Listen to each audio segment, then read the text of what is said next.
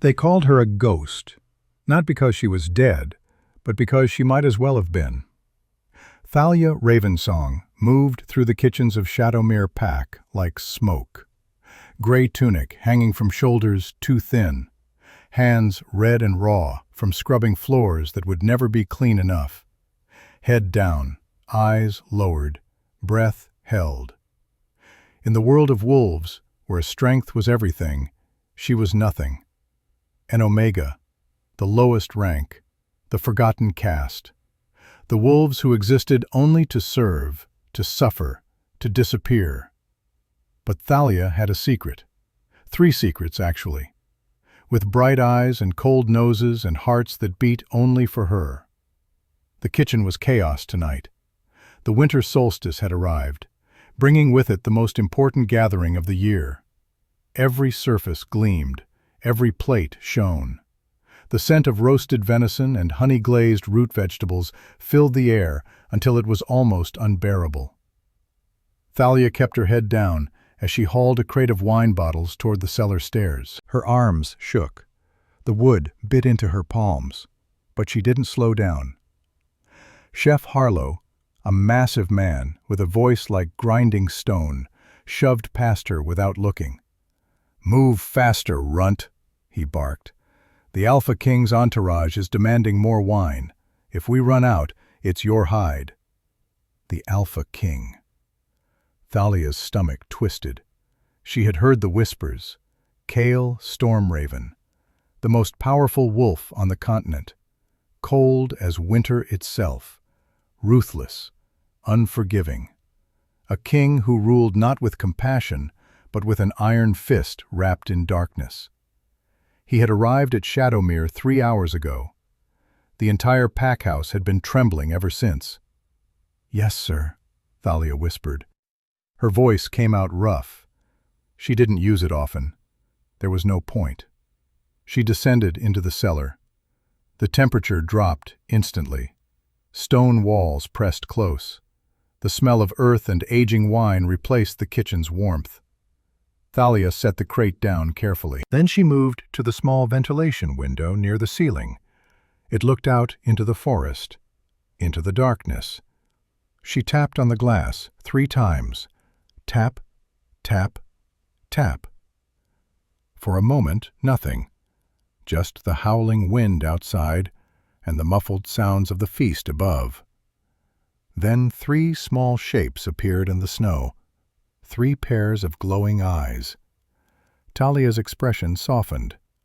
The mask of the invisible Omega cracked.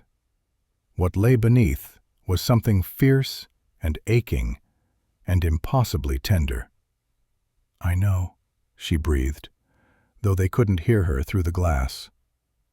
"I'm coming." She had been feeding them for 2 years now. 2 long years of stolen scraps and midnight runs into the frozen forest. 2 years of risking her life every single night. Getting caught meant a whipping. Getting caught tonight, with the Alpha King in the house, meant death.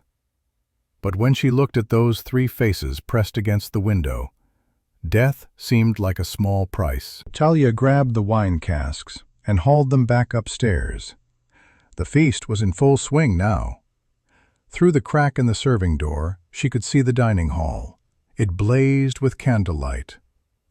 Draped in velvet and gold, at the head of the table sat Alpha Corvus, the leader of Shadowmere, a man of excessive appetites. His face was flushed with wine and greed.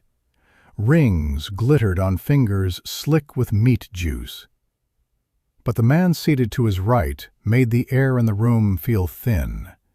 Kale Stormraven. He didn't look like a monster. He looked like something carved from obsidian and winter storms.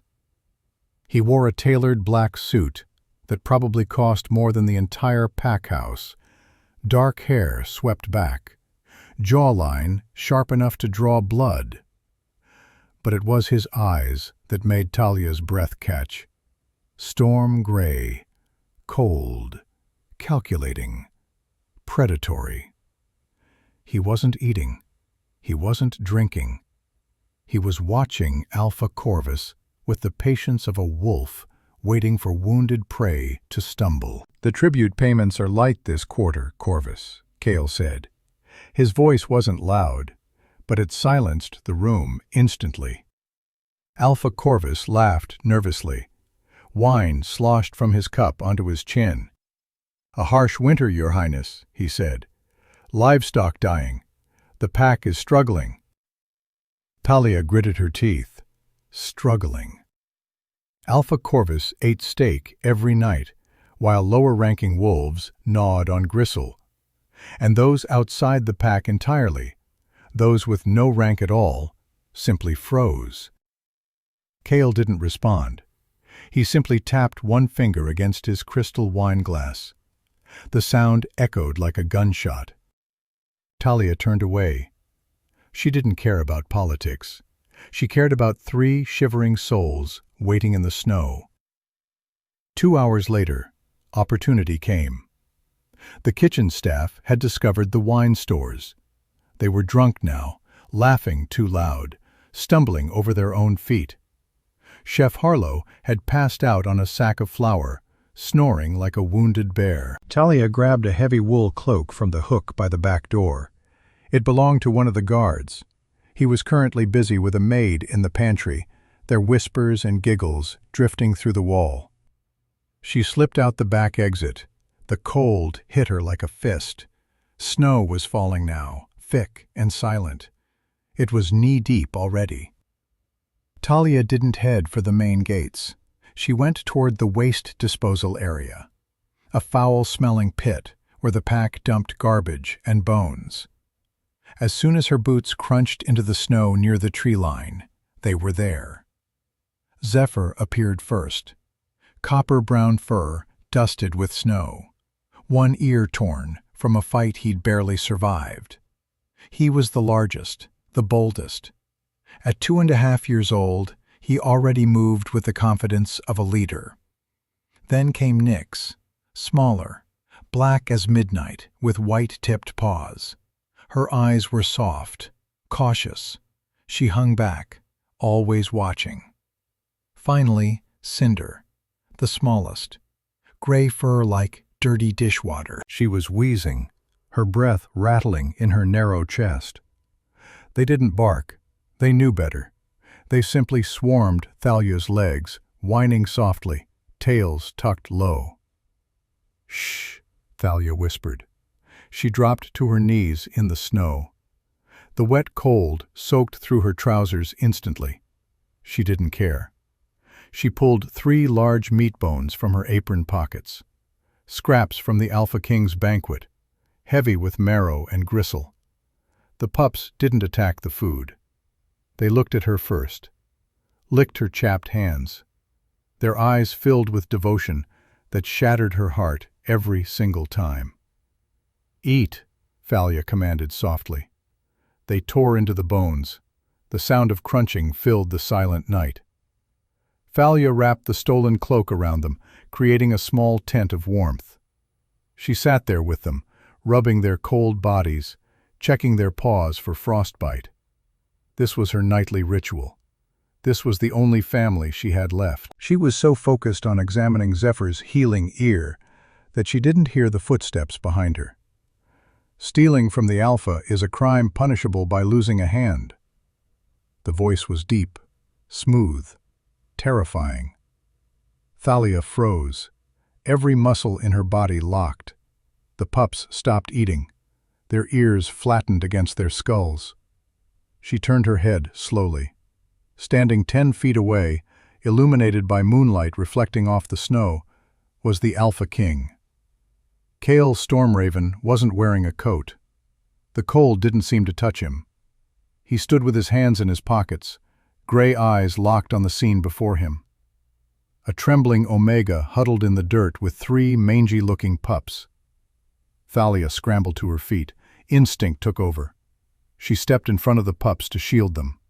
Her heart hammered so hard she thought it might break through her ribs. "Your Highness," she managed. Her voice shook. "Move aside," Cale ordered. His tone was bored, indifferent. "Please, Thalia begged. "They're just hungry. I stole the scraps. Punish me. Just let them go." Cale took a step forward.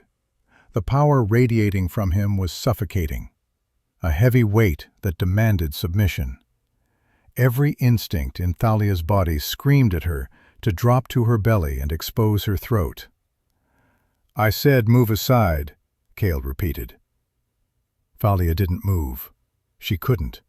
If he saw them clearly, if he saw the markings on their fur that she had tried so desperately to hide with mud and soot, he would know. And if he knew, he wouldn't just kill her, he would kill them all. She dropped to her knees, pressed her forehead to the snow. "Please," she whispered, "I beg you." Cale paused. He tilted his head, studying her. An Omega defying a direct order from an Alpha King was unheard of. It was suicidal. "You have 5 seconds to step aside," Cale said. His voice dropped an octave. "Or I will have my guards remove you. And they are not as gentle as I am." The pups whimpered behind her. Cinder, the smallest, poked her nose out from behind Thalia's leg. Cale's eyes snapped to the pup. His gaze narrowed. He took another step. He reached out a hand. Not to strike, but to grab. Thalia squeezed her eyes shut, waiting for the blow. It never came. "These aren't pack wolves," Cale said. His voice had changed. The boredom was gone, replaced by something sharp, something dangerous. "Where did you get them?"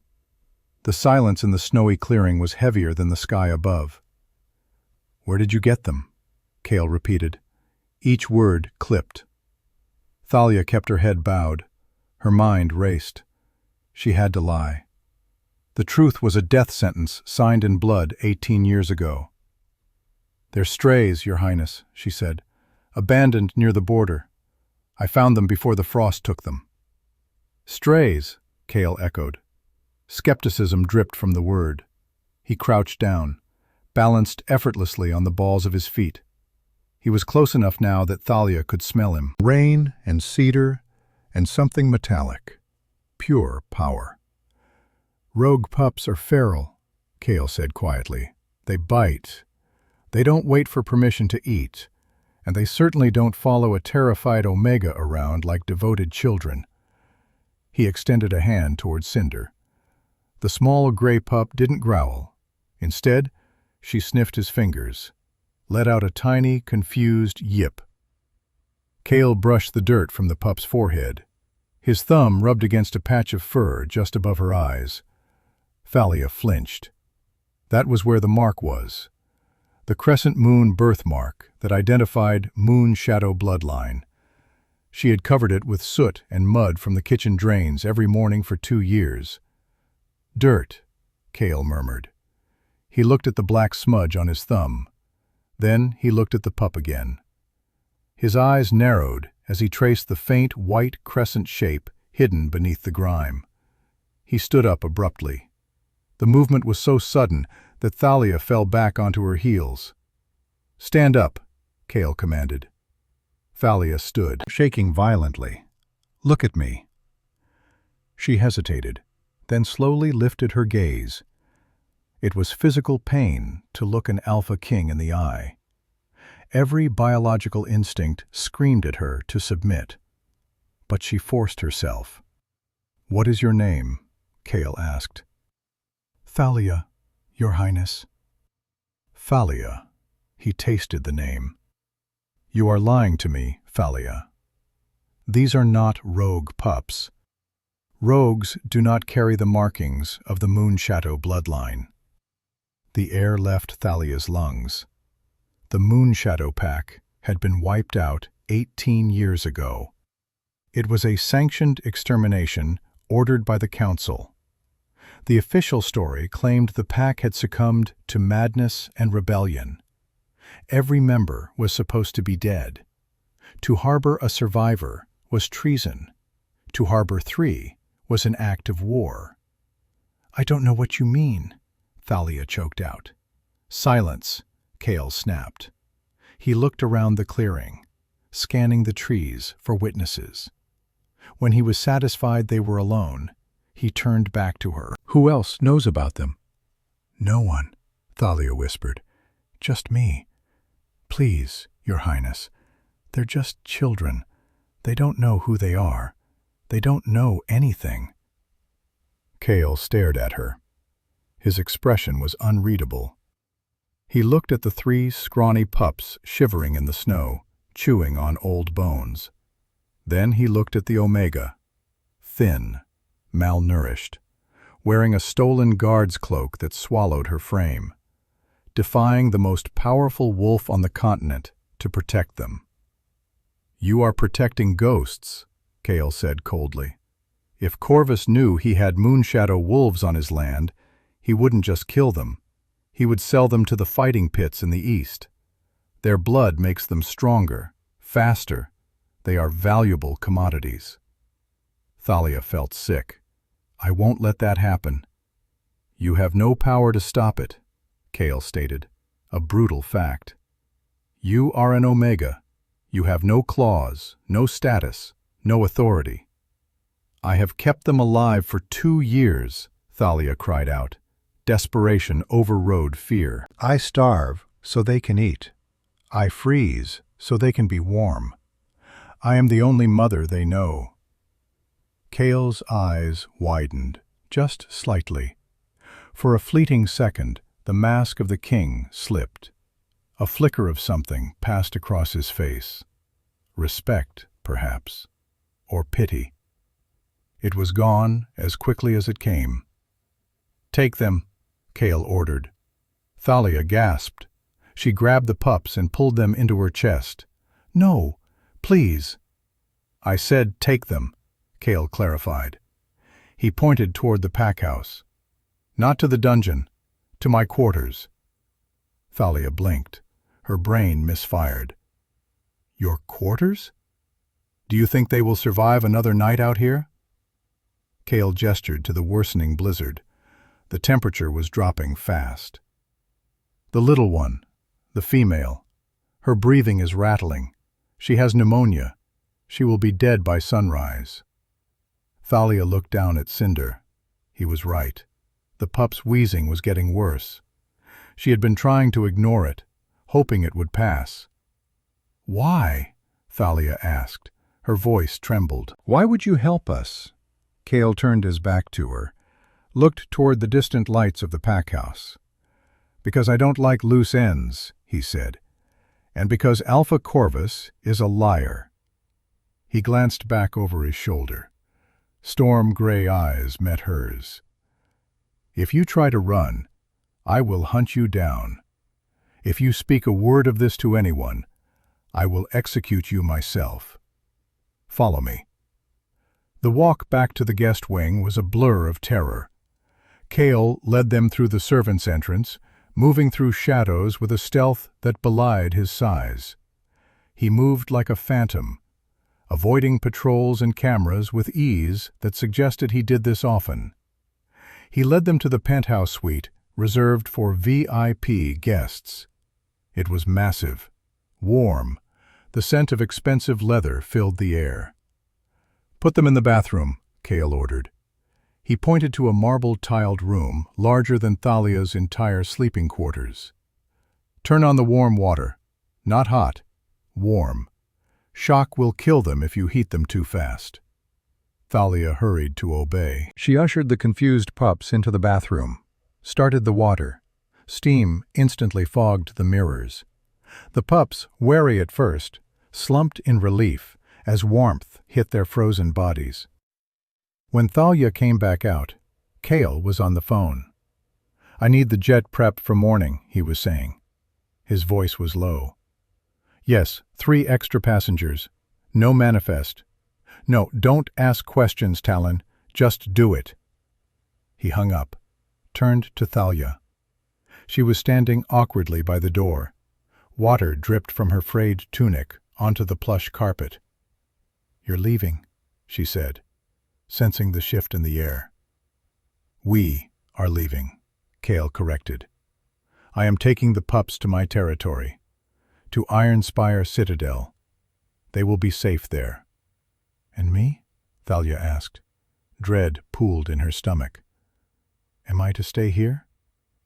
Cale walked over to a wet bar, poured a glass of amber liquid, took a sip, watched her. "You are the only one they trust," he said. "If I take them without you, they will panic. They will howl and alert the whole house. You are coming with us." "But I belong to the Shadowmere Pack," Thalia stammered. "I can't just leave. It's desertion." Cale set the glass down. He walked toward her, loomed over her. She had to tilt her head back to meet his eyes. Up close, his eyes were mesmerizing, swirls of charcoal and silver. "You belong to no one," he said softly. "You are a wolf who has defied death for 2 years to protect children not of your blood. That makes you more of a warrior than any of Corvus's soldiers." He reached into his jacket pocket, pulled out a small velvet pouch, tossed it onto the table. It landed with a heavy clink. "Pack your things," Cale said. "We leave at 4 a.m. "What is that?" Thalia asked, looking at the pouch. "That," Cale said, walking toward the balcony doors, "is the price I am going to pay Corvus for you. I am buying you, Thalia." Shame flushed through her. She was being sold like cattle. "Don't look so insulted," Cale said, without turning around. "I just paid 10 million for an Omega. You should be flattered. Now go wash the pups. They smell like a garbage dump." Thalia retreated into the bathroom. Her mind reeled. She was leaving Shadowmere. She was going to Ironspire Citadel, the stronghold of the Alpha King. It was known as the most dangerous, brutal territory in the werewolf kingdom. As she scrubbed the mud from Zephyr's fur, she heard a knock on the main suite door. Cale's voice drifted in. "Enter." "Your Highness," a frantic voice said. Beta Holt, Alpha Corvus's second-in-command. A cruel man who had kicked Thalia more times than she could count. "We have a situation. A perimeter breach." "Is that so?" Cale sounded unbothered. "Yes. We found footprints near the waste disposal. Small ones. And Omega footprints. We think a spy has been feeding strays." Thalia froze. The washcloth hovered over Zephyr's back. "I was out there for a smoke," Cale lied smoothly. "I saw nothing." "But the scent, sir," Holt pressed. "It smells like moonshadow wolves. Old scents, but distinct." There was a pause, a long, terrifying silence. "Are you questioning my senses, Beta Holt?" Cale's voice was a low growl. It vibrated through the walls. "No, no, Your Highness," Holt stammered. "Never. It's just that if there are moonshadow survivors, they must be purged. It is the law. If I see anything," Cale said, dismissal clear in his tone, "I will handle it. Leave me." The door clicked shut. Thalia let out a breath she didn't know she was holding. He had lied for her. The Alpha King had lied to protect her. But as she looked at the pups, cleaner now, revealing the undeniable white crescent markings of the banned bloodline, she realized the danger had only just begun. Cale's Stormraven didn't do favors. He made investments. And she had no idea what price he would eventually demand for this one. She dried the pups and stepped back into the main room. Cale was sitting in an armchair, reading a file. "They're clean," Thalia said softly. Cale looked up. His gaze swept over her, lingered for a moment on her face, now free of the kitchen soot she usually wore. "You have eyes like the winter sky," he murmured, almost to himself. Then he cleared his throat, stood up. "Get some sleep. On the sofa. Tomorrow you become a fugitive." Thalia curled up on the leather sofa. The 3 pups piled on top of her instantly. Their warmth was the only comfort she had. As she drifted off, She watched the Alpha King through half-closed eyes. He didn't sleep. He stood by the window, watching the snow fall. A silent sentinel, guarding the very thing he was sworn to destroy. The tarmac at the private airstrip was slick with ice. The wind howled like a dying beast. But the Gulfstream G650, waiting on the runway, looked like a sanctuary of warmth and steel. Talia clutched the bundle of blankets to her chest. Inside, 3 small hearts beat in rapid unison. She kept her head down, her eyes fixed on the back of Cale's boots as he strode toward the jet with the confidence of a man who owned the sky. "Halt!" The shout came from behind them. Talia froze. Terror spiked in her veins. She turned to see Alpha Corvus stumbling out of the terminal doors, flanked by 4 of his enforcers. His face was purple with rage and cold. "Blackwood!" Corvus roared. Ignoring the protocol of addressing a king. "You can't just take her. That Omega is property of the Shadowmere Pack. She has duties." Cale stopped. He didn't turn around immediately. He signaled his own security detail, 2 massive men named Talon and Rook, to stand down. Then he turned slowly. The winter wind whipped his dark coat around his legs. "Property?" Cale asked. His voice carried effortlessly over the wind. "I believe we settled the transaction, Corvus. The funds have already been transferred to your personal offshore account. 10 million. Corvus faltered. Greed warred with pride on his face. "The money is fine," he said, "but taking her so abruptly, it looks bad. It looks like I'm weak." Cale laughed. It was a dark, dry sound. "You are weak, Corvus. You let children starve on your border while you feast on imported beef. You let your packhouse rot while you buy sports cars." He took a step toward the sputtering Alpha. "I bought the girl because I was tired of looking at her ribs sticking out through her uniform. Consider it a charitable donation. Now, unless you want the council to audit your financial records, which I'm sure are spotless, you will let us board." Corvus paled. The threat of an audit was a death sentence for a corrupt leader.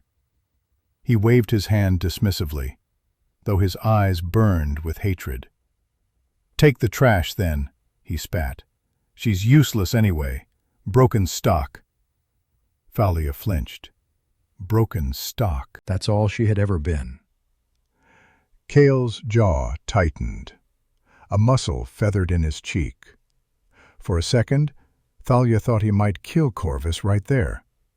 But he simply turned, placed a hand on the small of Thalia's back, a touch that burned through her thin layers of clothing. "Walk," he murmured. "Don't look back." Once inside the jet, the silence was instant and luxurious. The cabin smelled of leather and expensive cologne. Thalia stood in the aisle, clutching the pups, afraid to sit on the cream-colored seats in her dirty clothes. "Sit," Cale ordered, shedding his coat.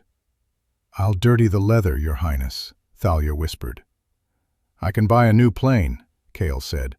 "I cannot buy new nerves. Sit down before you collapse." She sat gingerly on the edge of a recliner. As the plane taxied and took off, the pups wiggled free. Zephyr, the boldest, immediately jumped onto the mahogany table. Nyx sniffed the carpet. Cinder, still wheezing slightly, curled up in Thalia's lap. Cale sat across from her, poured himself a sparkling water, watched Zephyr chewing on a coaster. "They are bold," he noted. "Most pups would be cowering." "They had to be bold to survive," Thalia said, finding a sliver of courage. "Fear kills you in the winter." "And you?" Cale asked, his gray eyes piercing her. "You are an Omega. You should be cowering. Yet you looked Corvus in the eye when he yelled at you." "I didn't look at him," Thalia corrected softly. "I looked at his shoes. And I wasn't brave. I just knew that if he took me back, he'd kill the pups. Cale swirled his water. "You are loyal," he said. "That is a rare trait. Most wolves in your position would have sold these pups out for a warm meal and a better bed." "They are my pack," Thalia said simply. "They are Moon Shadow Pack," Cale corrected, his voice dropping. "Do you know what that means, Thalia?" She shook her head. "I know they are banned. I know the council said they were traitors." "The council lies," Cale said, looking out the window at the clouds. "The Moon Shadow Pack wasn't destroyed because they were traitors. They were destroyed because their alpha refused to bow to the corrupt influence of the old regime. They were the strongest warriors we had, and they were slaughtered for it." He looked back at the pups. "If the council finds out I am harboring them, they will strip me of my title. They will come for my head." Thalia's eyes widened. "Then why? Why risk it for 3 strays?" Cale leaned forward, elbows on his knees. "Because the alpha of the Moon Shadow Pack was my best friend," he said quietly. "And I owe him a debt I can never repay." The revelation hung in the air, heavy and solemn. Thalia looked at the pups with new eyes. They weren't just unwanted orphans. They were the last royalty of a fallen kingdom. The flight lasted 4 hours. As they began their descent, the landscape changed. From the flat gray forests of Shadowmere to jagged, imposing peaks, Iron Spire Mountain. It wasn't just a territory, it was a fortress. As the jet broke through the cloud cover, Thalia gasped. The citadel was a sprawling, modern structure built into the side of a massive granite mountain. Glass and steel jutted out from the rock face, overlooking a valley that bustled with military-grade precision. "Welcome to the stronghold," Cale said. When they landed, there was no chaotic shouting, no drunk guards. A fleet of black SUVs waited in a perfect line. Men and women in crisp, dark tactical gear stood at attention. "We operate differently here," Cale explained, ushering her and the pups into the lead car. "Shadowmere is a pack. Ironspire is an army." Thalia felt a new kind of fear. In Shadowmere, she was invisible. Here, under the scrutiny of hundreds of disciplined soldiers, there was nowhere to hide. As they pulled up to the main entrance of the citadel, the doors were opened by a severe-looking woman with a tablet. "Welcome back, Alpha," she said efficiently. "Commander Ashcroft is waiting in the war room." She hesitated, glanced at Thalia and the bundle of squirming pups. "And Lady Seraphine is in the atrium. She heard you were bringing a guest." Cale sighed, a sound of deep annoyance. "Of course she is." He turned to Thalia. "Stay close to me. Do not speak unless I tell you to. The wolves here are not cruel like Corvus's pack, but they are suspicious of outsiders, especially Omegas." Thalia nodded, clutching Cinder tighter. She stepped out of the car and into the grand atrium of the citadel. It was breathtaking. High ceilings, waterfalls cascading down stone walls, floors of polished obsidian. But Thalia didn't see the architecture. She saw the woman standing in the center of the room. She was stunning, tall, flowing blonde hair, wearing a white dress that looked like it cost more than Talia's life. She smelled of expensive roses and sharp, biting jealousy. Seraphine Ashcroft, the daughter of the Beta commander, the woman everyone assumed would one day be Cale's Luna. Seraphine's blue eyes raked over Thalia, her dirty hair, her oversized guard's coat, her worn-out boots. Then her gaze dropped to the pups. "Cale," Seraphine cooed, stepping forward to kiss his cheek, though he subtly leaned away. "You've returned, and you've brought pets." "I've brought guests," Cale said firmly. Seraphine, this is Talia.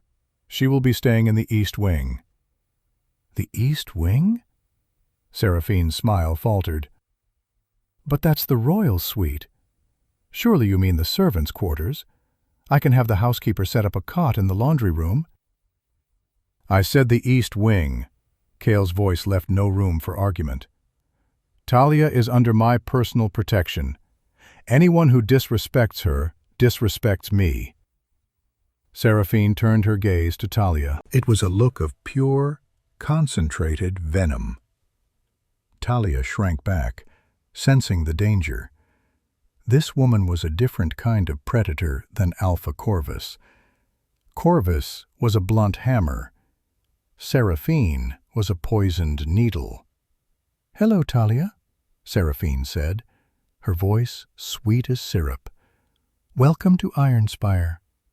I hope you survived the altitude. It's hard for weaker constitutions to breathe up here."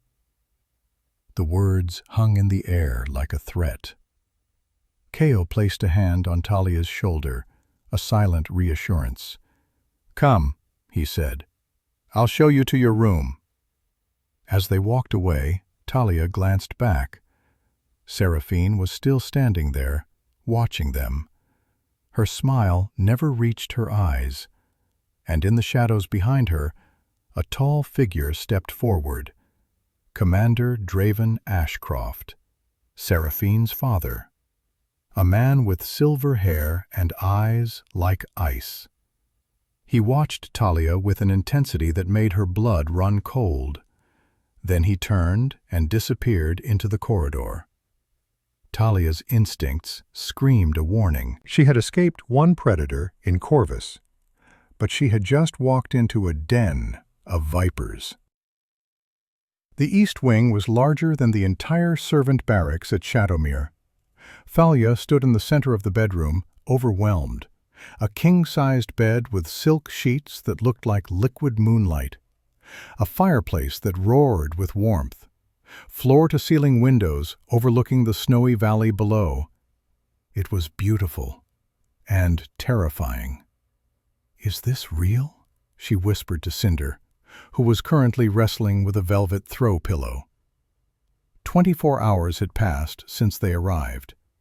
Cale had disappeared into meetings immediately after the confrontation in the atrium, leaving Thalia alone with the staff. To their credit, the staff at Ironspire were professional. They brought food, real food, roast chicken and fresh vegetables and bread that didn't taste like sawdust. They brought clothes, simple gray dresses made of high-quality wool that fit her slender frame perfectly.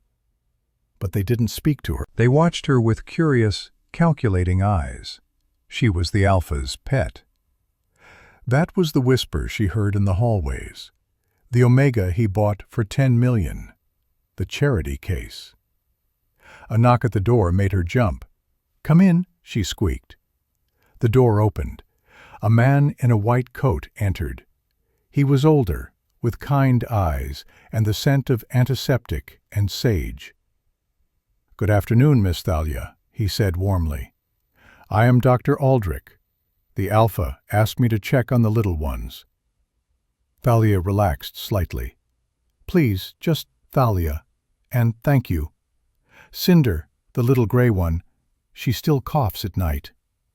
Dr. Aldrich nodded, knelt on the rug. He was gentle, coaxing the pups over with treats, examining them thoroughly, checking their teeth, their eyes, their reflexes. When he examined Zephyr, he paused. He pulled a small flashlight from his pocket, shined it into Zephyr's eyes. The pupil didn't just constrict, it pulsed. A faint gold ring appeared around the iris, glowing like molten metal. "Doctor." Aldrich turned off the light, sat back on his heels. His face had gone pale. "Is something wrong?" Thalia asked, panic rising. "No," Dr. Aldrich said slowly. "Not wrong, but dangerous." He looked at Thalia, really looked at her. "The Alpha told me where they came from. But he didn't tell me who they were. Do you know who their parents were? I don't, Thalia lied, though her heart hammered. I found them as newborns, alone in the snow. Dr. Aldrich studied her face. Then he sighed.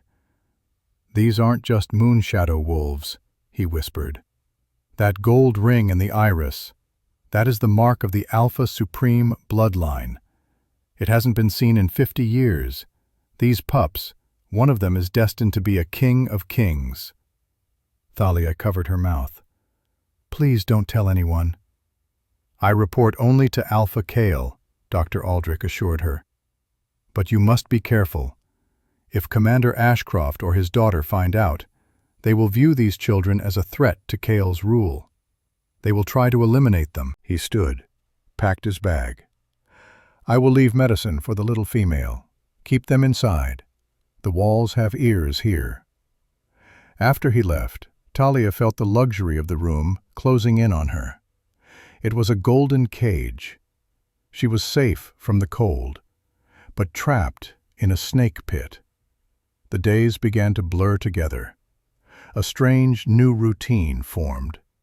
Every morning, a maid would arrive with breakfast, fresh fruit and honey, sometimes pastries that melted on Thalia's tongue. The pups would eat scraps while Thalia sat by the window, watching the valley below. Soldiers moved through the compound with military precision. Training drills, supply deliveries, everything ran like clockwork. She was invisible again, but in a different way. Not invisible because she was worthless. Invisible because she was protected. Untouchable. The Alpha's guest. It was strange. Being protected instead of beaten. Being fed instead of starved. She didn't know what to do with it. On the third day, Thalia grew restless. The walls pressed in. She needed to move, to explore. She left the pups sleeping in a pile on the bed, slipped out into the hallway. The citadel was massive, endless corridors of stone and glass. She wandered aimlessly, trying not to look lost, trying to look like she belonged. She found the library by accident. Double doors stood open. Inside, floor-to-ceiling shelves groaned under the weight of thousands of books.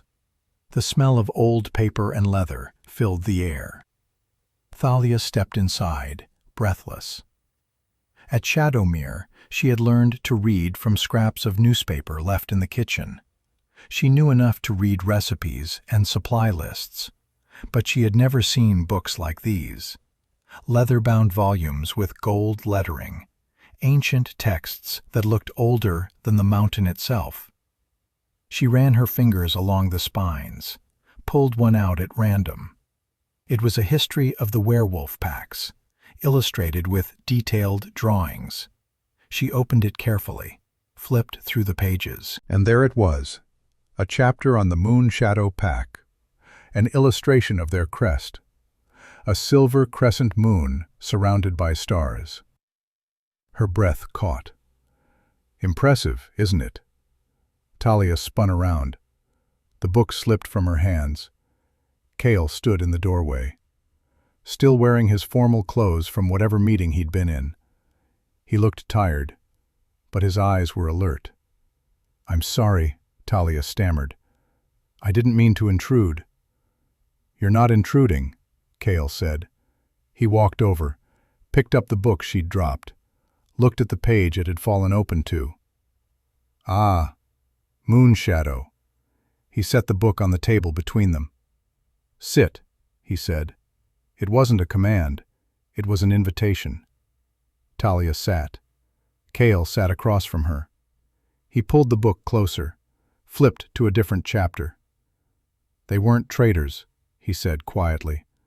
"They were the finest warriors the kingdom had ever seen. Honorable, fierce, loyal to a fault." He traced a finger over an illustration of moonshadow wolves in battle formation. The council feared them, not because they were dangerous, but because they couldn't be controlled. They wouldn't bow to corruption, wouldn't look the other way when the council abused power. So they were killed, Thalia said softly. Massacred, Cale corrected. 18 years ago.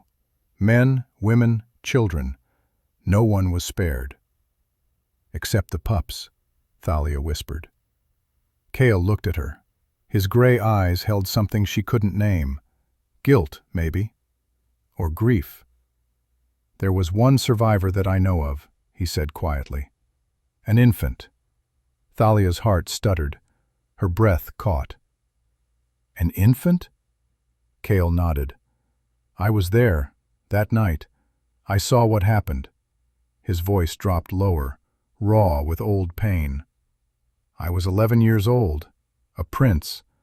My father had taken me to the Moon Shadow territory to negotiate a trade agreement. We were supposed to leave that morning. But the attack came in the middle of the night. He closed his eyes, remembering. I watched from the trees. I saw Commander Ashcroft and his soldiers cut down everyone who tried to run. I saw the Alpha, my father's best friend, try to hold them off so his people could escape. He died with 20 blades in his back. Thalia reached across the table, placed her hand over his. She didn't think. She just moved.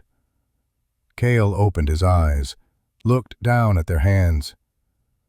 I found the infant in the rubble, he whispered. A woman pressed her into my arms as she bled out, made me promise to protect her. I took her to Shadowmere, to a midwife I trusted.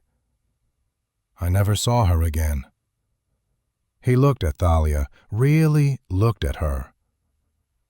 You have a scar, he said, on your left temple, shaped like a crescent. Thalia's hand flew to her temple, to the faint silver line she'd had her entire life. She'd always assumed it was from an accident as a child. How old are you, Thalia? Cale asked. 23, she whispered. The math clicked into place. The timeline, the scar, the age. You're her, Cale said. The infant I saved. You're the last daughter of the Moon Shadow Alpha. The world tilted. Thalia stood up so fast the chair fell backward. No, she said. That's impossible. I'm nobody. I'm just an Omega. You're not just anything, Cale said, standing slowly. You're royalty. And you've been hiding in plain sight for 18 years. Thalia backed away. Her mind reeled. It couldn't be true. She was a kitchen maid, a ghost, a broken thing. But the scar, the age, the way she'd always felt out of place at Shadowmere. Why didn't you tell me? She asked. Her voice shook. Because knowing would make you a target, Cale said. The Council wants the Moon Shadow bloodline extinct. If they knew you existed, they would come for you. I couldn't let that happen.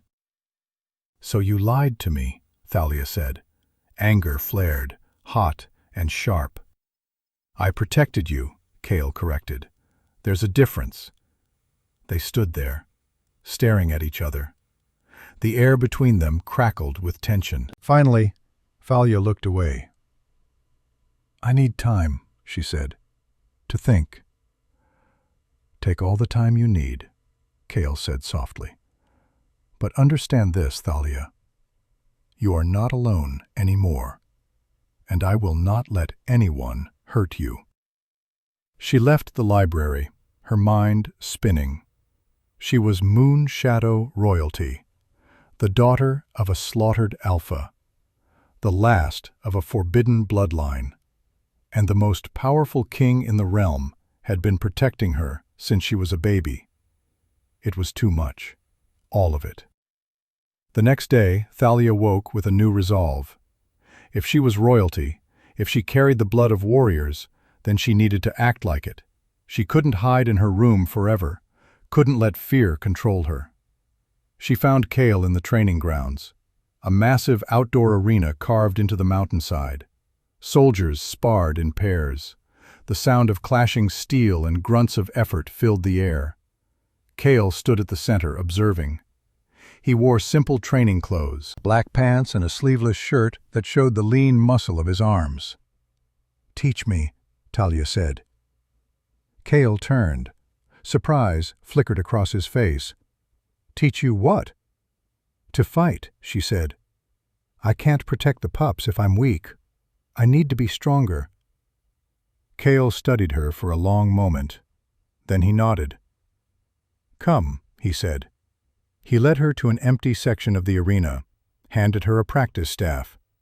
It was made of light wood, but still heavy in her untrained hands. "Defense first," Cale said.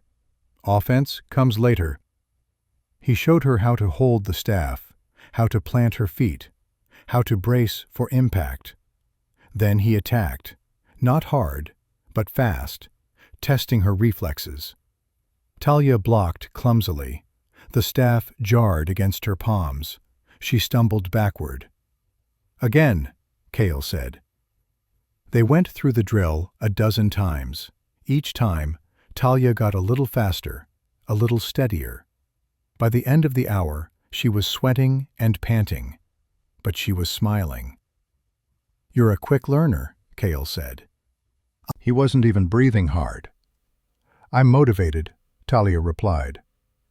They trained every morning after that, sometimes with weapons, sometimes hand-to-hand. Cale was patient but demanding. He pushed her harder than anyone had ever pushed her, and Talia thrived. For the first time in her life, she felt strong, capable, like she was more than just a ghost. The evenings became something else entirely. Cale began inviting her to his private study for dinner. Just the two of them. The pups would sprawl by the fireplace while they ate. At first, they talked about training, about the pups' progress, safe topics. But slowly, the walls came down. One night, Talia told him about her years at Shadowmere, the beatings, the starvation, the nights she'd cried herself to sleep on a cold stone floor. Cale listened without interrupting, his jaw tight, his hands clenched. "I should have gone back sooner," he said when she finished. "I should have checked on you." "You couldn't have known," Talia said softly. "The midwife probably died years ago. No one knew where I ended up." "Still," Cale said, his voice rough. "You suffered, and I could have stopped it." "You're stopping it now," Thalia said. "That's what matters." Another night, Cale told her about his parents, how they'd died 3 years ago in a suspicious accident, how he'd inherited the throne at 26, too young, too unprepared. "Everyone expects me to be like my father," he said, staring into the fire. "Strong, decisive, unshakable. But I'm none of those things. I'm just pretending." "You saved my life," Thalia said. "You're protecting 3 banned pups at risk of your own crown. That's not pretending. That's courage." Cale looked at her. The firelight played across his features, made his eyes glow. "You see things in me that I don't see in myself," he said. "Maybe you're not looking hard enough," Thalia replied. The space between them felt charged, heavy with unspoken words. Cale reached out, tucked a strand of hair behind her ear. His fingers lingered on her jaw. "You're not what I expected," he murmured. "What did you expect?" Thalia asked, her voice barely a whisper. "Someone broken," Cale said. "Someone who needed saving. But you're not broken, Thalia. You're a warrior who hasn't realized her own strength yet." His hand dropped. The moment passed, but the warmth remained.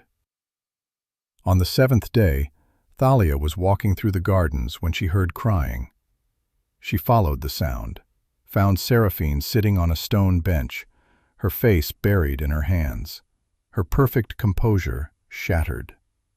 Thalia hesitated. This woman had been nothing but cruel to her, but the sound of her sobs was heartbreaking.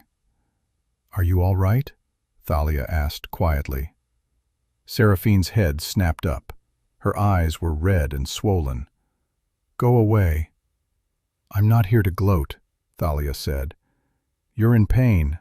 I can see that." Seraphine laughed bitterly. "What would you know about pain? You're the Alpha's new pet, his shiny toy."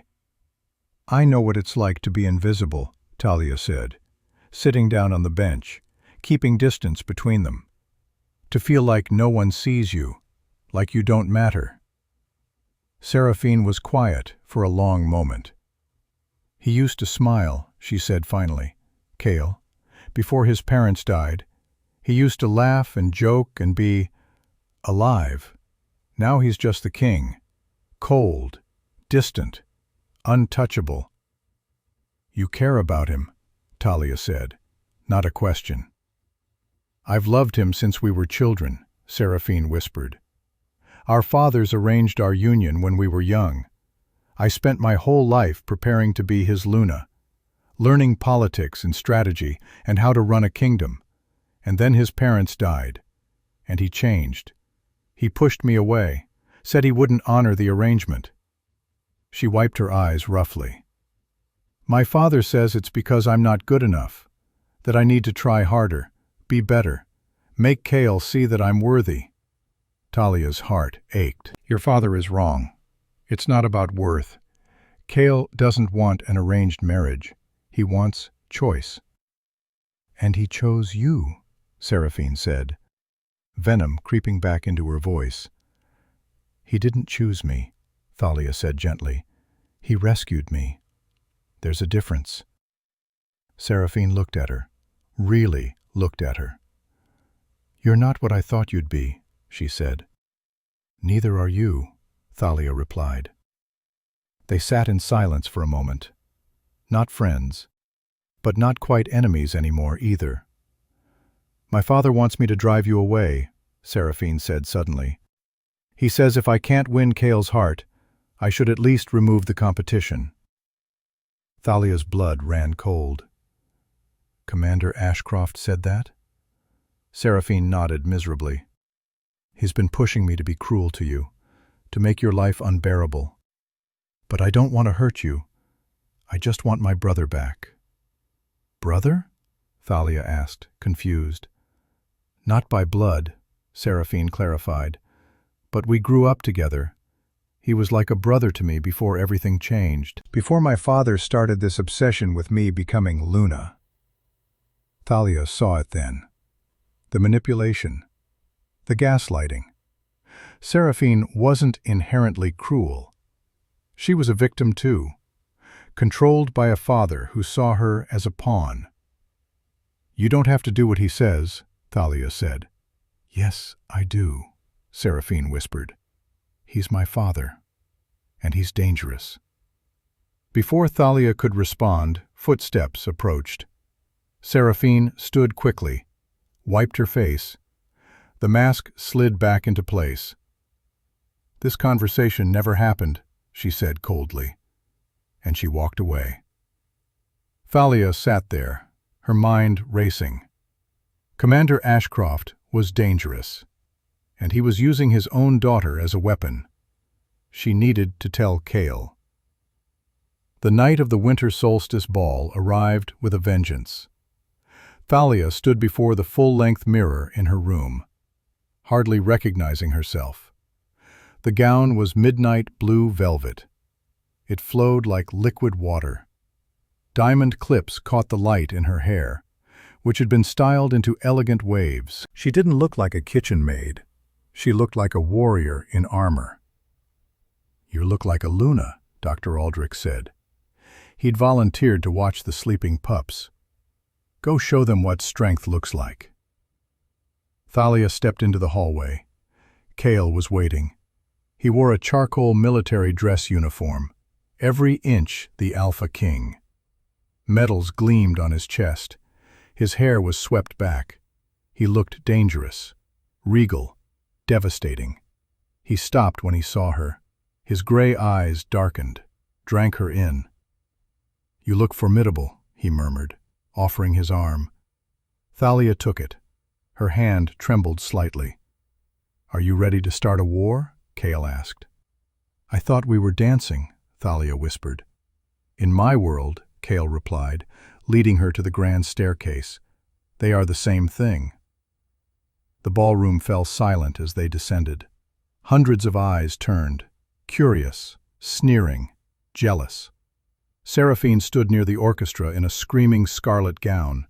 She clutched her champagne glass like a weapon. Beside her, Commander Ashcroft watched with the cold precision of a sniper. Cale led Thalia to the center of the floor. The orchestra began a haunting waltz. The world narrowed to just them. "Why make me a target?" Thalia asked breathlessly as he spun her. "You were already a target," Cale said, pulling her closer. "Now you are a target under my flag." His hand pressed against the small of her back, burning through the fabric. "For 5 years I felt nothing but duty," he said, his voice low, intimate. "In 7 days, you and those pups thawed parts of me I thought were dead." Talia's breath caught. "Cale." "I know this is complicated," he continued. "I know I brought you here to protect you, not to this. But I can't deny what I feel anymore." The music swelled. They turned together, perfectly in sync. "What do you feel?" Thalia whispered. Cale's eyes held hers. "Everything." The moment was perfect, until it shattered. Touching. A voice sliced through the music like a blade. An old woman stepped onto the dance floor. She wore robes of deep purple. Her eyes were milky white, blind, but she moved with unnerving precision. Elder Moira, the pack's seer. The orchestra stuttered to a halt. The crowd drew back. Even Cale stiffened. "Elder Moira," he said respectfully, "you honor us with your presence." "I am not here for pleasantries," Moira said. Her voice carried despite its age. "I am here because the spirits are screaming." She turned her blind eyes toward Thalia, then toward the balcony overlooking the ballroom, where Dr. Aldrich stood with the 3 pups, watching the festivities. "The child," Moira breathed, "the one with golden eyes. I see it now." She raised a trembling hand, pointed at Zephyr. "The prophecy of the Triad King. When 3 of pure moonshadow blood unite under one who carries dual souls, the age of kings shall return." Gasps rippled through the crowd.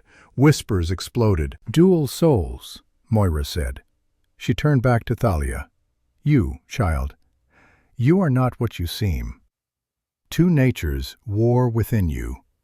Omega and Alpha, submission and command." Thalia's heart hammered. "I don't understand." "You will," Moira said. "When the time comes, you will understand." She turned and walked away. The crowd parted for her like water. Silence hung heavy in the ballroom. Then Commander Ashcroft stepped forward. "Moonshadow blood," he said loudly. "The seer speaks of banned bloodlines, of traitors." He looked directly at Thalia, then at the pups. "Alpha Cale," he said, his voice dripping with false concern. "Surely you wouldn't harbor enemies of the state." Cale's hand tightened on Thalia's waist, protective. "Commander, stand down." "I cannot," Ashcroft said. "As commander of this citadel, it is my duty to uphold the law." He pulled a document from his jacket, unfolded it with theatrical precision. "I have a warrant from the High Council," he announced. "Your arrest of the Omega, Thalia Ravensong, charged with high treason, and for the seizure of 3 Moonshadow survivors." The ballroom erupted. Shouts, gasps, soldiers moved forward. Cale stepped in front of Talia. His aura flared. The air pressure dropped. Windows rattled. "You dare," he growled. "In my house, at my ball." "Your protection does not supersede the council," Ashcroft said coldly. "These laws were written in blood. They cannot be broken, not even by you." He gestured. Soldiers surrounded them, armed, ready. "Strike me down," Ashcroft said, "and you declare war on the council. Is one Omega worth the lives of everyone in this room?" Cale looked ready to kill. His eyes had gone silver, his canines elongated. He was seconds from shifting. But Talia saw the trap. If Cale fought, he'd be branded a traitor. The council would come for Ironspire. Hundreds would die. She couldn't let that happen. "I surrender," she said softly. "No," Cale grabbed her arm. "Thalia." "Let me go," she whispered, tears falling. "Save the pack. Save the pups. Don't fight him here." She pulled free, walked toward Ashcroft, wrists extended. "Take me," she said. Ashcroft grinned, a predatory baring of teeth. "Cuff her," he ordered. Cold metal bit into Thalia's wrists. Soldiers grabbed her arms. As they dragged her away, she looked back one last time. Cale was being held back by his advisors. Talon and Rook gripped his arms. His face was a mask of pure, unadulterated fury.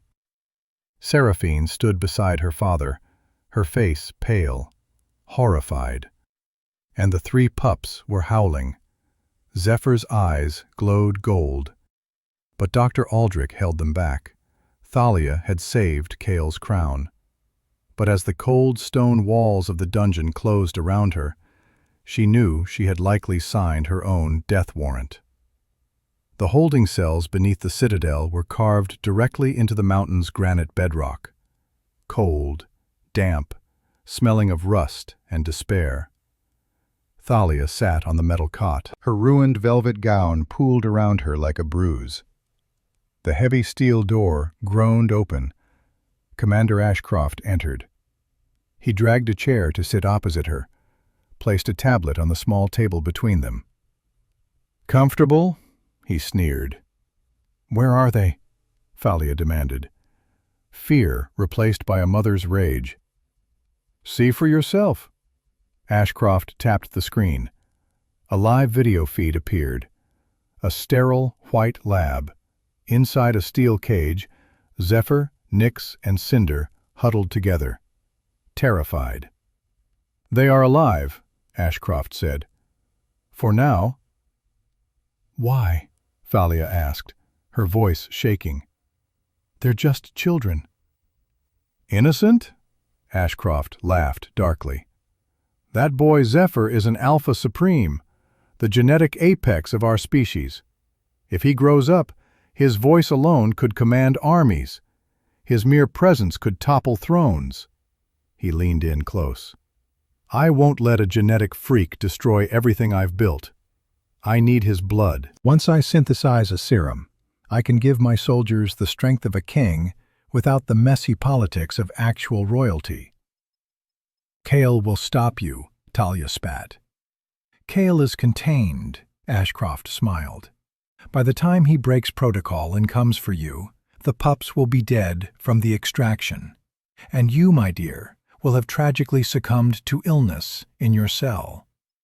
He stood, walked to the door. "The procedure starts in 20 minutes. Enjoy your final moments." The door slammed shut. Talia collapsed onto the cot, sobbing, helpless. She had survived 18 years, protected the pups for 2 years, found hope for 7 days, and now it was ending, in a cold cell beneath a mountain, alone. But then she heard it, a faint tap at the high window. the small barred opening near the ceiling. She looked up. Outside, in the darkness, a massive gray wolf pressed its face to the bars, shifted into human form. Rook, one of Kale's loyal guards. "Take this," he whispered. He passed a keycard through the bars. "The king is fighting his way out of the war room. He sent a command to all loyalists. Get the Omega, get the pups. He's coming for you." Talia grabbed the card. Her hands shook. "Go to the biolab on level 4, Rook said. "Use the ventilation system. Hurry." He shifted back, disappeared into the night. Talia didn't hesitate. She swiped the card at the door panel. Green light. The lock clicked. She was out. She found the service vent, squeezed inside, crawled through the dust and darkness, following the sound of machinery and the sterile smell of chemicals. Finally, she saw light filtering from below, the lab. Through the grate, she could see 2 scientists in hazmat suits. They were prepping a table. Syringes gleamed under harsh fluorescent lights. Talia kicked the grate out, dropped from the ceiling, landed in a cloud of dust. The scientist spun around. Talia grabbed a heavy metal tray from the counter, swung it with all her strength. The first scientist went down, unconscious before he hit the floor. The second lunged for the alarm. Talia tackled him, but he was stronger, shoved her back against the counter, raised a fist to strike. Suddenly, a low, vibrating growl filled the room. Zephyr was standing in the cage. His eyes weren't brown anymore. They glowed, molten gold. He didn't bark. He stared at the lock on the cage door.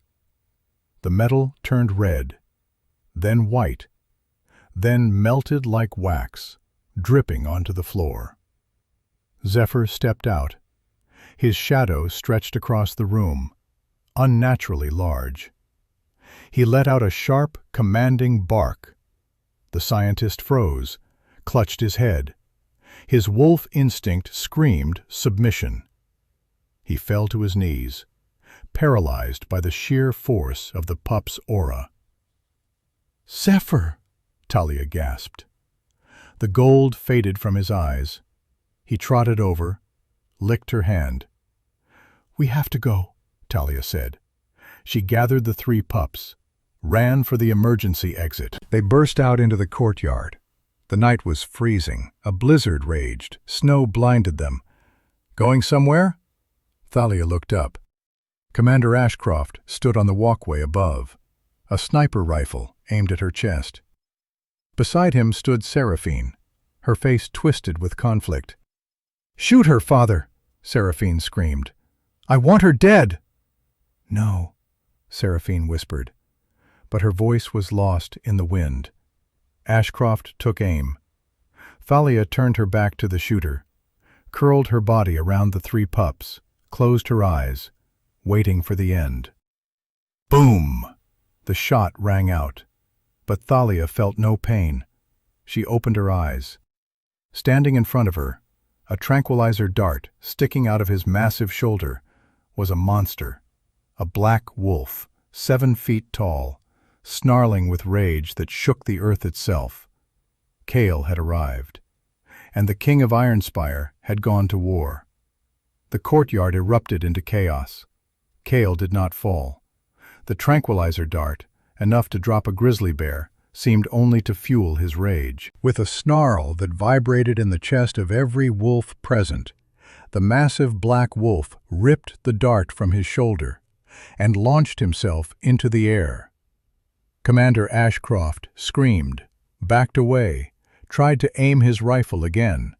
His hands shook too violently. Click! The gun jammed. Kale was upon him.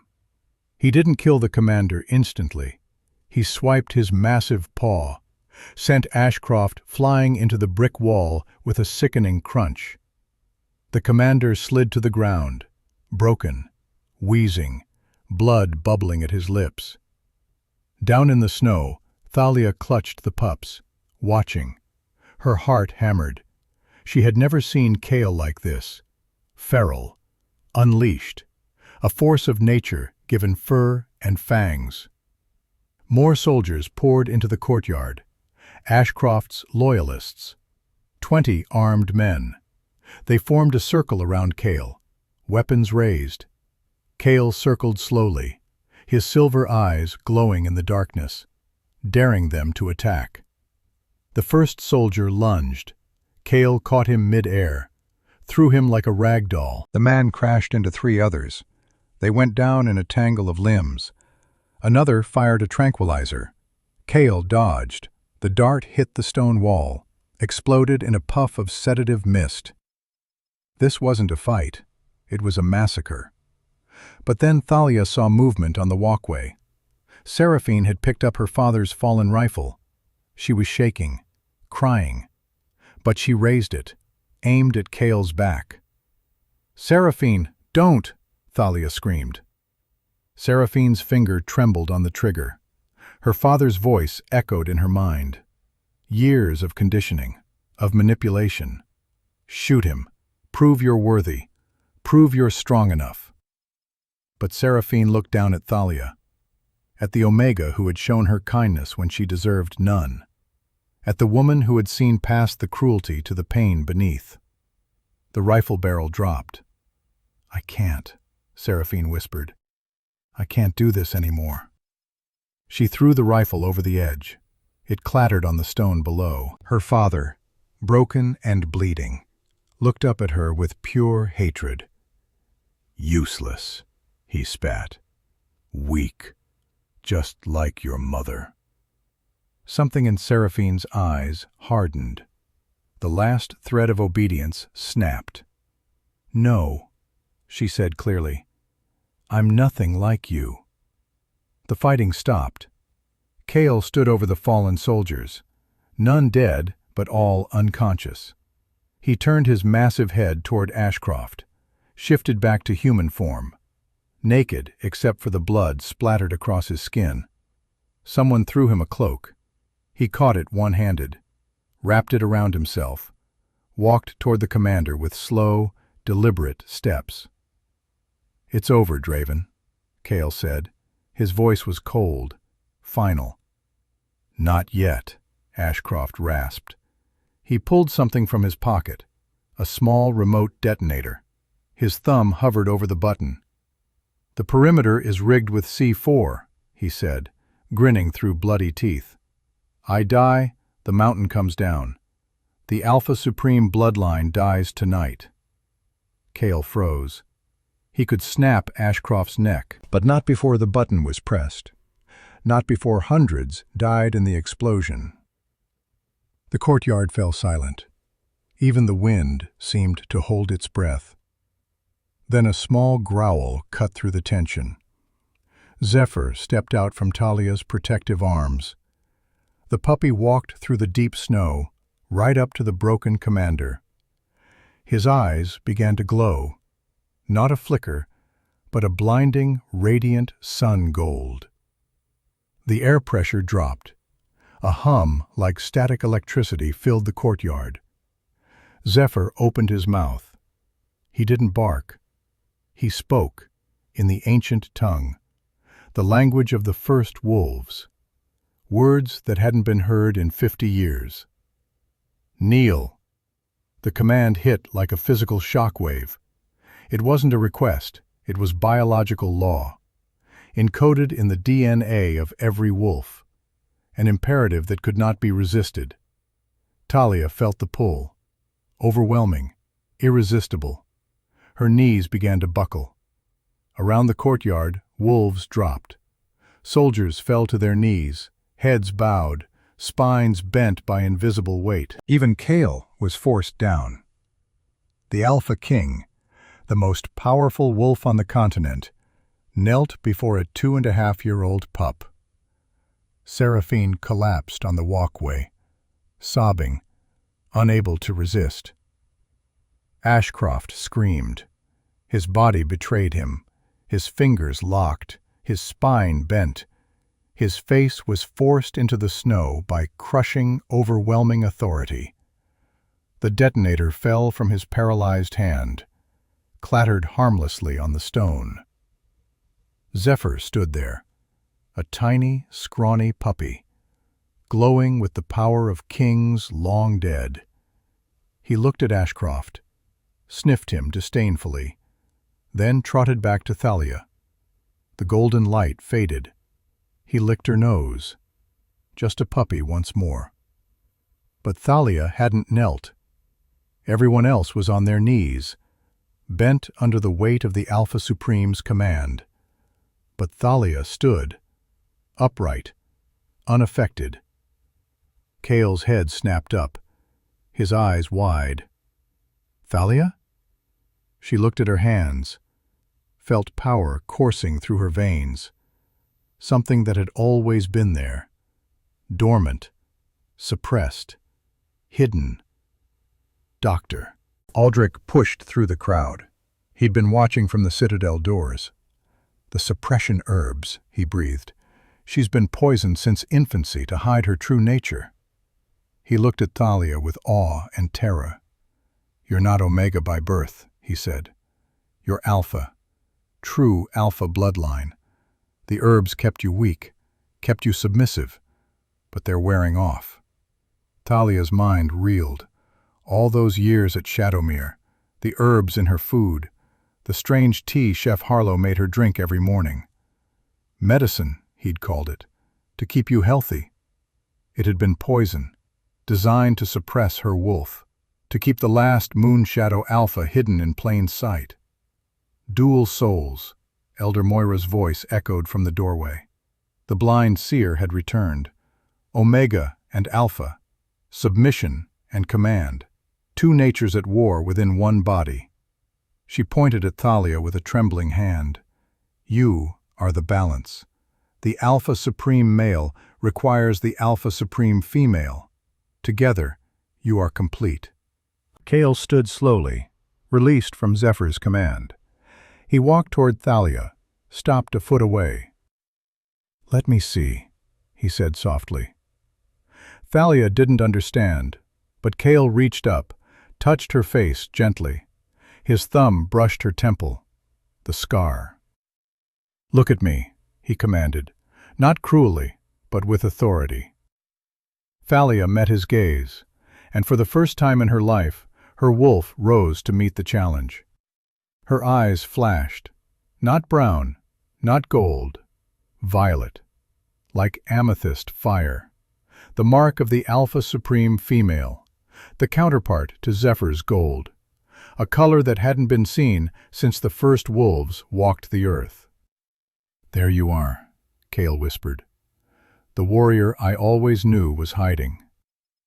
The purple light faded, but something had changed in Thalia. She stood taller, breathed deeper. The constant weight of submission that had pressed on her shoulders for 23 years was gone. She was free.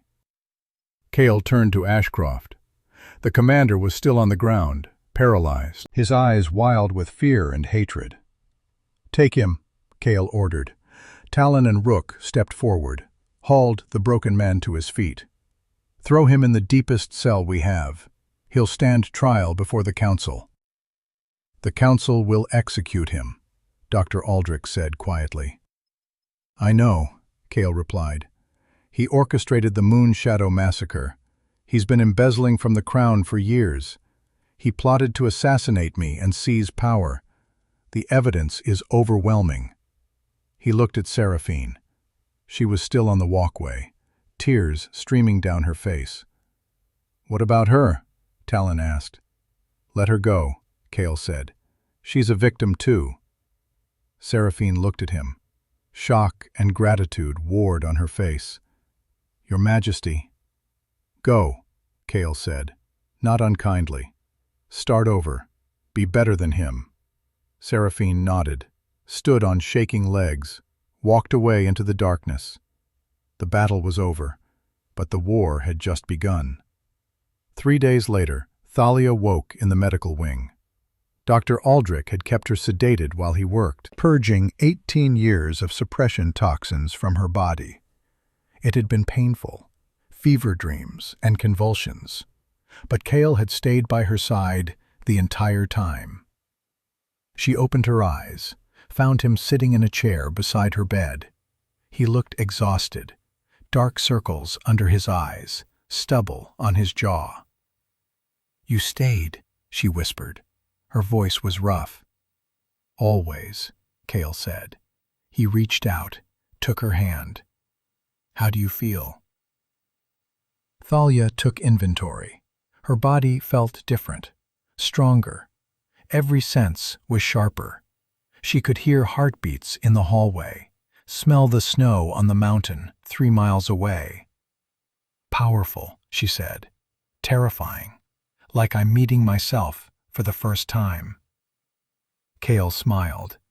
"That's exactly right." He helped her sit up, brought her water. She drank gratefully. "The pups?" she asked. "Safe. They barely leave the door. Zephyr refuses to sleep until you wake up." As if summoned, the door burst open. 3 bundles of fur exploded into the room. They swarmed the bed, licking her face, whining with relief. Thalia laughed, buried her face in their fur. "I'm okay. I'm okay." Nyx pressed against her side. Cinder curled up in her lap. Zephyr sat at attention. His eyes still held traces of gold. The power hadn't left him. It had only begun to wake. "What happens now?" Thalia asked, looking at Kale. "Now," Kale said, "we rebuild. The council is in chaos. Half of them were Ashcroft's allies. They're scrambling to distance themselves. The other half are demanding answers." He stood, walked to the window, looked out at the snowy valley. "I've called for a full investigation into the Moonshadow massacre. I'm officially pardoning the bloodline, declaring them heroes, not traitors." "That will make you enemies," Thalia said.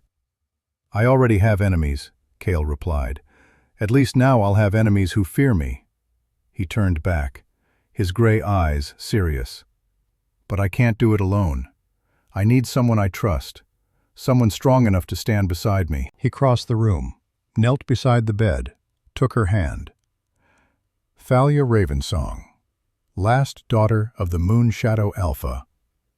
Will you stand with me, not as my subject, not as my guest, but as my equal?" Thalia's breath caught. "What are you asking?" "I'm asking you to be my Luna," Kale said. "My partner, my queen. I'm asking you to rule the kingdom beside me." Tears filled Thalia's eyes. "I don't know how to be a queen." "Neither did I know how to be a king," Kale said. "But we'll learn together." He pulled a ring from his pocket. Not a traditional engagement ring. It was a band of white gold set with 3 stones, topaz, onyx, moonstone. "One for each of them," Kale said, looking at the pups. "Because they are part of us, part of our family." Thalia looked at the ring, at the pups, at Kale's face, open, vulnerable, hopeful. She thought of the girl she'd been 7 days ago, the ghost in the kitchen, the invisible Omega who believed she was nothing. That girl was gone. But the woman who remained was stronger, braver, ready for anything. "Yes," Thalia whispered. "Always yes." Kale slipped the ring onto her finger, leaned forward, kissed her. It was soft at first, tentative, then deeper, filled with promise and heat and years of loneliness finally breaking. When they pulled apart, both were breathless. "One more thing," Kale said. "I need to show you something." He led her through the citadel, down corridors she'd never seen, to a vault deep in the mountain's heart. He pressed his hand to a scanner. The massive door swung open. Inside was a treasure room, but not gold or jewels. Books, scrolls, artifacts. "The Moonshadow archives," Kale said. "I saved what I could from the fire. Your father's journals, your mother's paintings, the history of your people." Thalia walked through the room, trailing her fingers over leather spines. She pulled out a journal, opened it. Her father's handwriting, strong, confident. "Today my daughter was born. We named her Thalia, after the old word for bloom, because she will bloom into something beautiful, something strong. I know this in my bones." Thalia's tears fell on the page, smudging the ink. "He loved you," Cale said softly. "They both did. They died protecting you." "I wish I'd known them," Thalia whispered. "You will," Cale said. "Through these, through the stories, through the blood that runs in your veins." He wrapped his arms around her. Let her cry. "You are not alone anymore," he murmured. "You have me. You have the pups. You have a kingdom that needs you." Thalia turned in his arms, looked up at him. "Then let's give them a queen worth following." 6 months passed. Spring thaw came to Ironspire. The snow melted. Wildflowers bloomed in the valley. The citadel buzzed with activity. Preparations for the coronation had taken months. Representatives from every pack in the kingdom had been invited. Even the council was coming. They had no choice. Cale had made sure of that. Thalia stood on the balcony of her chambers, watching the crowds gather below. She wore the silver-threaded robes of the Luna. Her hair was woven with moonstone beads. She looked every inch a queen. But inside, she was still that girl from the kitchen. Still the Omega who'd fed pups in the snow. She just knew how to hide it better now. "Nervous?" Dr. Aldrich appeared in the doorway. He was watching the pups. They'd grown. Zephyr was now the size of a small wolf. His copper fur gleamed. Nyx had grown elegant, black fur shining like silk. Cinder was still the smallest, but her gray coat had developed silver highlights. "Terrified," Thalia admitted. "Good," Dr. Aldrich said. "Fear keeps you sharp." Cale appeared behind him. He wore the formal robes of the Alpha King, black and silver. A crown of iron rested on his dark hair. "Are you ready?" he asked. Thalia took a deep breath. "As I'll ever be." They walked together through the citadel, down the grand staircase, through halls lined with guards standing at attention. The coronation was being held in the great amphitheater, an open-air arena carved into the mountainside. Thousands of wolves packed the stone benches. More watched from the surrounding peaks. As Thalia and Cale entered, the crowd rose. The sound was deafening. Not polite applause, but roaring, howling. The sound of a kingdom welcoming its queen. Elder Moira stood at the center of the arena. She had performed this ceremony for 3 generations of kings. She would perform it one last time. "Come forward," she commanded. Her blind eyes somehow found them in the crowd. Thalia and Cale walked to the center, knelt on the ancient stone. The pups followed, sat in a line behind them. "Cale Stormraven," Moira intoned, "you have ruled alone for 3 years. You have protected your people, led them through darkness. But a kingdom needs balance, Alpha and Luna, strength and wisdom, command and compassion." She turned to Thalia. "Thalia Ravensong, daughter of the moon shadow, you have suffered. You have endured. You have risen from ashes to stand before us, not as a ghost, not as an Omega, but as the Alpha Supreme Female, the Luna who will guide us into a new age." She raised her hands. The crowd fell silent. "Do you, Cale Stormraven, pledge to stand beside this woman, to honor her strength, to trust her wisdom, To rule not above her, but with her? I do, Kale said. His voice carried across the arena. Do you, Thalia Ravensong, pledge to stand beside this man, to share his burden, to guide his path, to rule not beneath him, but with him? I do, Thalia said, her voice clear, strong. Then by the power vested in me by the old laws, Moira said, I declare you Luna of Ironspire, Queen of the Northern Territories, protector of the realm.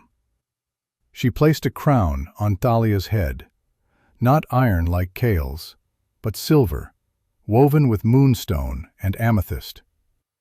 Rise, Moira commanded, and let the kingdom see their rulers.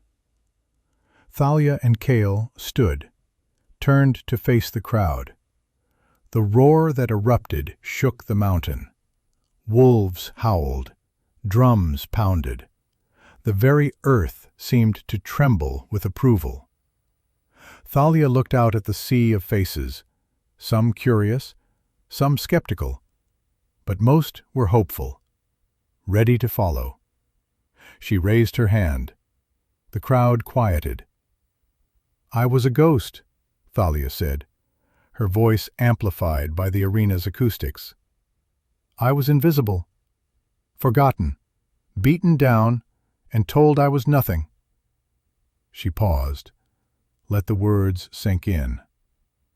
But I survived, and so did 3 children who should have died in the snow. We survived because we refused to give up. We survived because we protected each other. She looked at Zephyr, Nyx, and Cinder. They sat proudly behind her.